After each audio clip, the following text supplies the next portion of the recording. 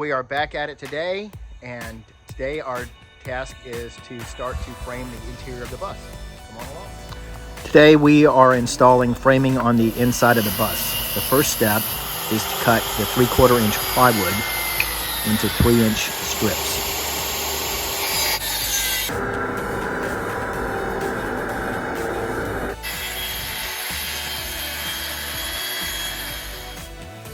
The house uses vertical framing, top to bottom primarily. In this application, we're going to use horizontal framing, side to side.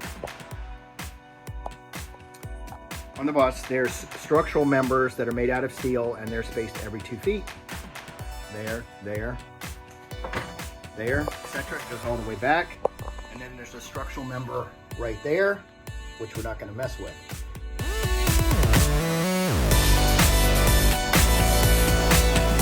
Utilize these structural members to secure our horizontal framing.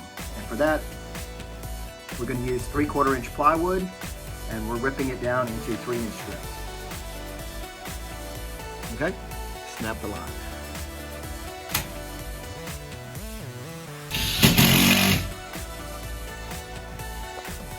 Took a lunch break, we're back from lunch now, but this is what we got done so far this morning. We got all the framing strips in, all the horizontal framing strips in, and everywhere where it goes through the hat channels, that's what these are called, hat channels, we put 2 of those special screw wood to metal self-tappers.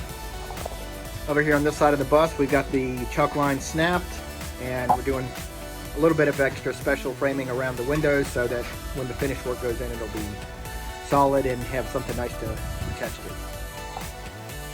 Supposedly, these screws are supposed to be able to bore through the wood and then self-tap a hole in the metal underneath and then screw into the metal with these fine threads. What we found is it's almost impossible to hold the screw to the point where it bores into the wood without it flopping over. So what we did on all these holes is we drilled pilot holes on pretty much every single one of them, and then we could stick the screw right in the hole and go at it with the power driver, and then once it's in the wood, it kind of holds itself steady and it can get through the metal underneath. All right, we are wrapped up for the day. We did both sides. Everything looks great. And the next step is going to be roughing in the plumbing. The next